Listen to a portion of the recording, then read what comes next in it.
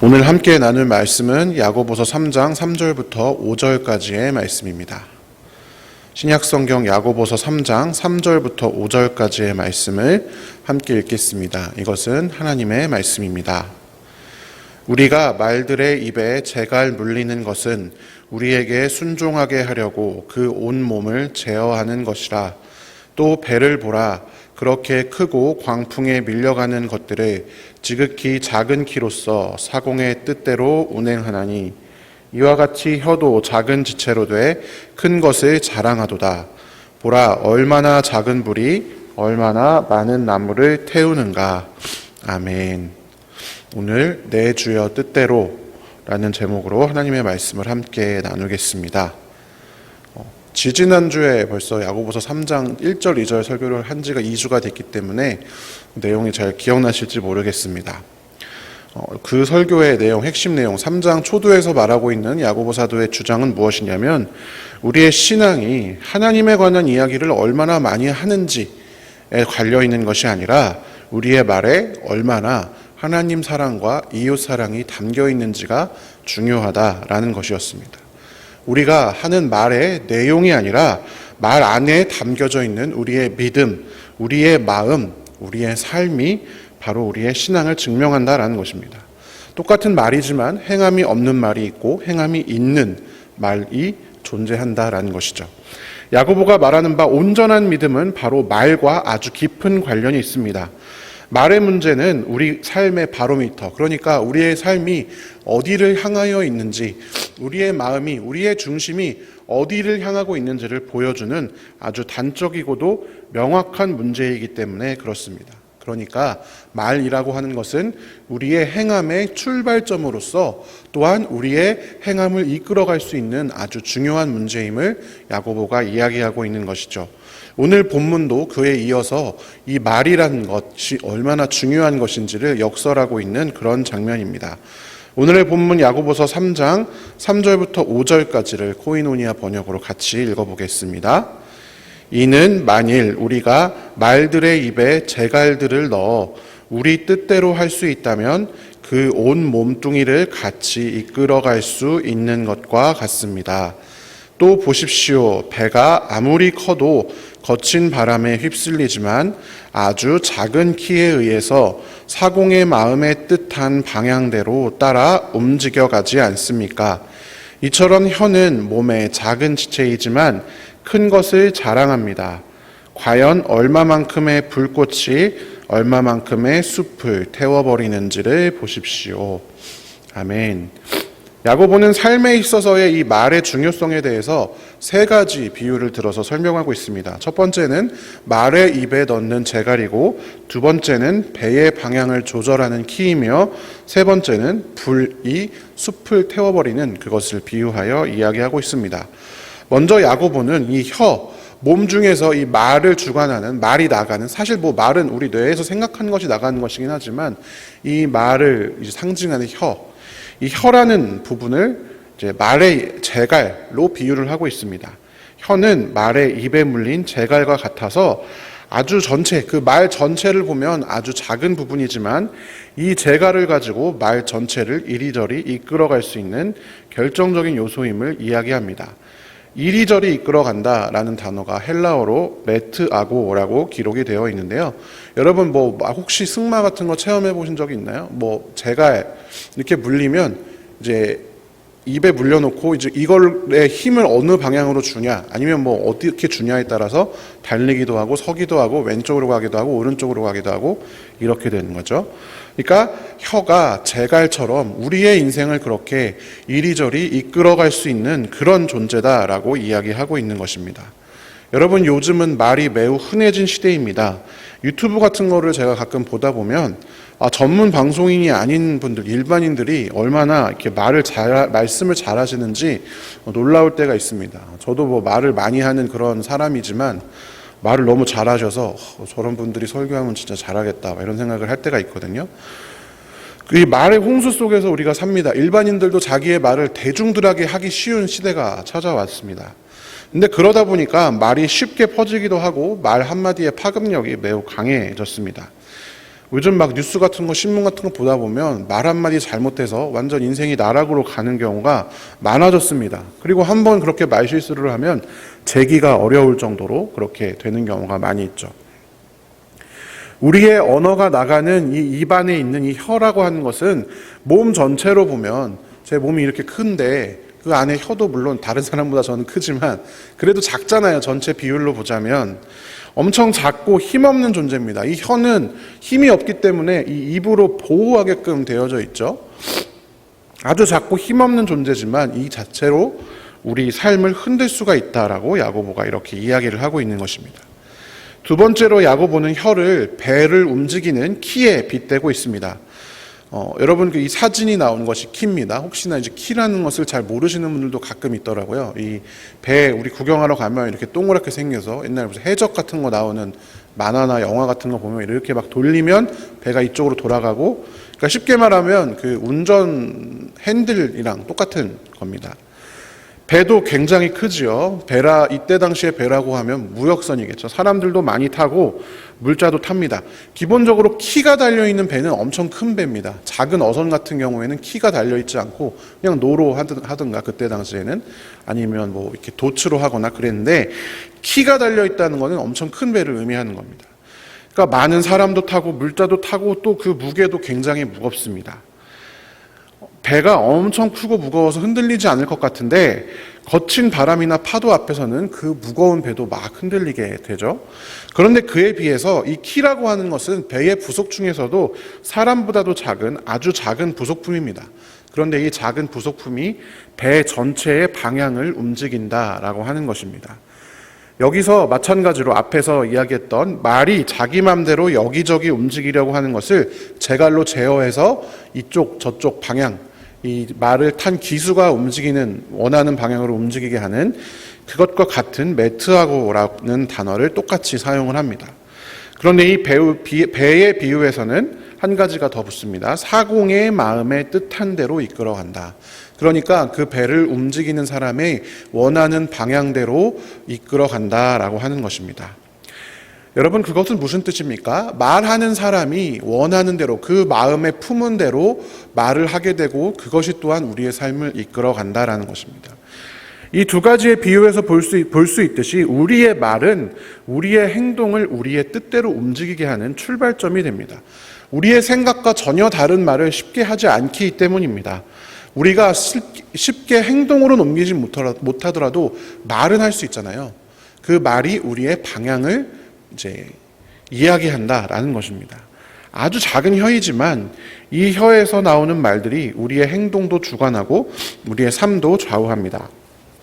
이스라엘 백성들이 이집트 땅을 벗어나서 광야에서 40일 동안 훈련받은 후에 드디어 젖과 꿀이 흐르는 가나안 땅을 맞이합니다. 그리고 그 땅을 정탐하러 보냈을 때 이스라엘 백성들이 한 말이 두 가지로 나뉩니다. 첫 번째로 대부분의 그 정탐꾼들은 그곳에 갔지만 그곳은 정말 하나님이 말씀하신 대로 젖과 꿀이 흐르는 땅이지만, 그리고 그곳에 있는 과일이 이렇게 풍성하지만 거기에 있는 사람들은 굉장히 세 보이고 우리는 메뚜기 같습니다. 이렇게 이야기를 하죠. 그러나 여호수아와 갈렙, 그 중에서도 갈렙은 아닙니다. 우리 할 수 있습니다. 하나님께서 주셨으니 우리는 그 땅을 점령합시다. 이렇게 이야기를 합니다. 말이 다르죠. 나온 말의 방향성이 정반대입니다. 어떻게 됐습니까? 이집트와 광야에서 보여준 하나님의 기적을 보고도 그들은 하나님의 전능하심과 그들을 향한 하나님의 계획을 온전히 신뢰하지 않았기 때문에 그러한 말들을 했고, 즉 그들의 말 안에는 그들의 불신앙이 들어있었고, 그것은 그들을 결국에는 광야에서 모두 죽게 되는 그런 결과로 가지고 왔습니다. 그러나 갈렙은 하나님을 향한 믿음이 있는 그 마음을 가지고 말을 하였고, 그것은 갈렙을 여호수아와 갈렙만 유일하게 그 당시 생존했던 사람들 중에서 약속의 땅에 들어갈 수 있도록 그렇게 되었던 것입니다. 결국에는 이 사람들의 말은 그냥 말이 아니라 신앙을 담은 말이었고, 결국 그 신앙이 백성 전체의 향방을 좌우하게 되었다라는 것입니다. 여기서 기억해야 합니다. 여러분, 이거를 가끔씩 오해하는 분들이 계세요. 말의 키가 이렇게 혀가 중요하니까 말하는 대로 되는구나. 좋은 말만 하면 내 인생이 좋아지는구나, 나쁜 말만 하면 나빠지는구나, 내가 원하는 거를 구체적으로 써서 기도하면 그대로 다 되는구나, 그런 이야기가 아닙니다. 말의 내용이 중요한 게 아닙니다. 우리의 말은 우리의 신앙을 담고 있기 때문에 중요하다라는 것이 야고보 사도의 이야기입니다. 우리는 말을 별것 아니라고 생각하고 그냥 막 하는 경우가 있습니다. 신앙인인데 말을 통제하고 말을 제어하고 말을 하나님 뜻대로 다루는데 매우 익숙하지 않은 경우가 많이 있습니다. 그러나 말은 우리의 신앙의 출발점이 되기 때문에 가장 우리가 신앙으로 다스려야 하고 믿음 가운데 선택해서 사용하는 것이 바로 말이라는 것입니다. 그것을 야고보 사도가 지적하고 있는 것입니다. 말부터 제대로 하지 않으면 행함이 있는 믿음은 요원하다라고 야고보 사도가 이야기하는 것이죠. 세 번째 비유는 앞에 두 비유와는 약간 결을 달리합니다. 먼저 앞에 두 비유를 정리하고 있습니다. 혀가 몸의 작은 지체지만 큰 것입니다. 그리고 세 번째 비유, 작은 불꽃이 산을 태우는 그런 상황을 빗댑니다. 사소하게 뱉은 말 한마디가 삶 전체를 불태워버린다, 혹은 공동체 전체를 불태워버린다라는 것을 이야기하고 있는 것입니다. 그런데 여러분, 우리는 여기서 한 가지 더 기억하여야 할 것이 있습니다. 우리가 이 부분만 읽다 보면 그래, 말 한마디 잘못하면 패가 망신하는구나, 이렇게만 이해를 하게 됩니다. 그러나 여러분, 지난 시간에도 살펴보았는데요, 야고보가 말에 대해서 언급하는 것은 단순히 말 하나 잘못해서 개인이 피해가 가는 상황을 막기 위해서가 아닙니다. 단지 그냥 격언이나 속담처럼 말 잘해야 돼, 그런 정도의 수준이 아니라는 것입니다. 왜? 지난 시간에 제가 말이 왜 중요한지에 대해서, 하나님 나라에서 특별히 이 말이 얼마나 중요한지에 대해서 언급하면서 바벨탑 사건에 대해서 말씀을 드렸죠. 바벨탑 사건으로 말이 흩어지면서 하나님 나라의 공동체가 최종적으로 깨어져 버렸습니다. 하나님은 애초에 인간들을 만드셨을 때 하나님과 인간들이 하나의 공동체로서 서로 안식하기를 원하셨지만, 인간은 선악과를 딸 때도 그랬고 바벨탑을 쌓을 때도 똑같은 마음이었습니다. 하나님과 같이 되겠다라고 하는 그 마음, 그 죄악 욕망을 품었습니다. 그리고 그 욕망은 이 창세기 11장의 바벨탑 사건에서 말이 흩어지면서 완전히 좌절되어 버렸죠. 그리고 그와 동시에 인간과 함께 공동체를 이루어 안식하려는 하나님의 계획도 같이 좌절되었습니다. 인간들 자신조차도 하나가 되는 것이 글러버렸기 때문에 하나님과 인간이 더더욱이 하나 되는 것은 완전 요원한 일이 되어버렸기 때문입니다. 그런데 우리가 잘 알고 있듯이 예수님께서 이 땅에 오셔서 십자가에 달리시고 모든 것이 회복되었습니다. 그리고 예수님께서 이제 부활하신 후에 승천하셨죠. 그리고 바로 대신, 예수님 대신 이 땅에 성령님께서 오셨습니다. 이 땅에 오신 성령님께서 가장 먼저 하신 일이 무엇이냐? 바로 불의 혀처럼 나타나서 언어를 회복시키신 사건이었습니다. 사람들이 방언으로 말하기 시작한 것입니다. 이 사도행전 2장에 나오는 방언은 아주 분명한 것은요, 어떤 천사의 언어, 우리가 알아들을 수 없는 언어가 아닙니다. 서로 다른 나라에 사는 외국인이 서로의 말을 하게 된 사건입니다. 그래서 저 사람 갈릴리 어부인데 어떻게 이 로마 말을 할 수 있지? 어떻게 저 사람의 말이 내가 다 이해가 되지? 이런 사건인 것이죠. 말이 다른데, 네이티브 스피커가 다 다른데 서로가 대화를 할 수 있는 매우 놀라운, 마치 우리가 무슨 박물관 가면 번역기 같은 거 끼고 막 설명해 주잖아요. 그런 것과 같은 일이 일어난 것입니다. 성령님께서 아주 상징적으로 이 사도행전에서 성령 충만한 이 순간에 사람들의 흩어진 언어를 회복시키고 소통 가능하도록 만드셨던 것입니다. 그것은요, 예수님께서 십자가에 달리시기 전에 요한복음에 의하면 기도하셨는데 그 내용을 하나님께서 그대로 이루신 것입니다. 요한복음 17장 11절 같이 한번 읽어보겠습니다. 나는 이제 더 이상 세상에 있지 않으나 그들은 세상에 있습니다. 나는 아버지께로 갑니다. 거룩하신 아버지, 아버지께서 내게 주신 아버지의 이름으로 그들을 지켜주셔서 우리가 하나인 것 같이 그들도 하나가 되게 하여 주십시오. 아멘. 예수님께서 이 기도를 하시고 승천하신 후에 오신 성령님께서 이 일을 이루셨습니다. 그것이 바로 상징이 서로 방언하면서 소통하게 된, 하나가 된 그런 사건이다라는 것입니다. 그러니까 여러분, 이 말이라고 하는 것은요, 하나님의 공동체와 매우 직접적인 관련이 있습니다. 방언이 상징하는 바는 하나님의 공동체의 회복이었기 때문입니다. 이것을 기억해야 이 야고보서 3장을 정확히 해석할 수가 있습니다. 야고보서 3장에서 야고보 사도가 하는 말은 단순한 말조심, 지혜의 말, 격언 같은 것이 아닙니다. 성령의 강림으로 시작된 공동체는 그때 서로 소통이 회복되었던 것처럼 이제 깨어진 관계들을 회복하고 예수님께서 우리에게 베푸신 것처럼 서로가 평화를 이루는 그런 공동체여야 합니다. 그렇지 않으면 아무리 사람이 많이 모여봤자 바벨탑의 모임이 그러했듯이 헛된 모임이고 인간의 목적만을 이루는 그런 모임, 모여는 있지만 결국 다시 흩어지게 되는 그런 모임이 되게 됩니다.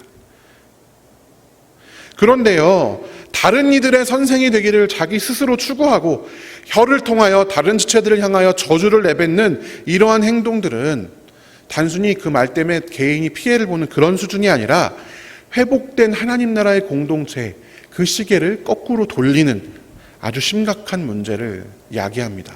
공동체가 파괴되기 때문입니다. 그래서 아주 작은 이 말의 문제 하나가 산을 불태우는 아주 두드러지게 부정적인 그런 비유를 사용하여서 말하고 있는 것입니다. 우리의 작은 말의 실수가, 말의 문제가, 우리가 말을 우리 뜻대로, 우리 마음대로, 하나님의 뜻대로 하지 않고 우리의 마음대로 사용했을 때 하나님의 공동체, 예수의 피로 사신 교회 공동체 전체가 너무도 허무하게 불타게 됩니다. 불이 탄 뒤에는 여러분 어떻게 됩니까? 산불 나면 그곳에는 죽음이 남고 죄만 남습니다. 여러분 생각해 보십시오. 말로 인해서 교회 공동체에서 상처받고 교회가 하나 되지 못하는 경우가 얼마나 많습니까? 여러분들 아마 제가 이런 이야기를 하면 대부분 그렇게 상처받았던 경험을 하나 정도씩은 가지고 계실지도 모르겠습니다. 그러나 여러분, 아주 높은 확률로, 물론 여기 계신 분들은 안 그러시겠지만 저만 생각했을 때는 저도 모르게 말 때문에 누군가에게 상처를 준 적이 있을 겁니다. 분명히. 여기 계신 분들 중에서도 제가 말하는 태도나 말투나 혹은 그런 것 때문에 저 목사님 왜 저렇게 이야기하지? 그러실 때가 있을 거라고 저는 생각을 하거든요. 제가 말하는 거를 제가 녹음해서 들어보면 내가 말투가 이렇게 불친절한가? 하고 생각할 때가 가끔 있기 때문입니다. 말을 안 해주니까 몰라서 그렇지 서로가 서로에게 말로 인해서 피해를 주고 피해를 받고 있는 경우가 분명히 있다라는 것입니다. 근데 재미있는 게요, 여러분, 말로 인한 피해를 받으면요, 그 말로 인한 피해를 받은 사람이 높은 확률로 다음에 또 당하지 않기 위해서 오히려 상대를 제압하려고 하는 경우가 생깁니다. 내가 그런 경우 많잖아요. 가만히 있으니까 가만히 잃어본다고. 그래서 일부러 먼저 막 말을 세게 하고 자기 마음보다도 더 강하게 막 이렇게 표현을 하면서 이 관계에서 주도권을 잡고자 하는 그런 시도를 교회 안에서도 합니다. 세상에서는 여러분 그게 통하고 그래야 일이 해결될 수 있지만 교회에서는요 전혀 그렇지 않습니다. 내 입장에서 보면 해결된다고 느낄 수 있습니다. 그 일들이 풀렸네, 내 뜻대로 됐네, 내 마음대로, 내 원하는 대로 됐네, 이렇게 느껴질지 모르지만 영적인 세계에서는 전혀 그렇지가 않습니다. 왜냐하면 관계가 꼬이기 때문입니다. 모든 것들이 꼬입니다. 마태복음 18장 18절에 보면 땅에서 매는 것은 하늘에서도 매인다, 땅에서 푸는 것은 하늘에서도 풀린다, 이렇게 기록이 되어져 있습니다. 우리가 이 땅에서 그런 말로 해서 내 뜻대로 했을 때 내 개인적으로는 이 상황이 해결됐다고 보지만 상처를 받은 사람의 입장에서는 그 사람과의 관계가 땅에서부터 매이고 우리는 천국에서 만나는 사람들이기 때문에 그것이 하늘에서도 매인다라고 기록되어져 있습니다. 그리고 심지어 반대로 바로 이어서는 이렇게 이야기합니다. 두 사람만 합심하면 하나님께서 무엇이든지 이루게 하신다. 두 사람만 합심해도, 사람이 서로 땅에서 매이면 하늘에서도 매이는데 단 두 사람만 그렇지 않고 마음이 합심해도 하나님께서 공동체를 이루게 하신다라는 뜻입니다.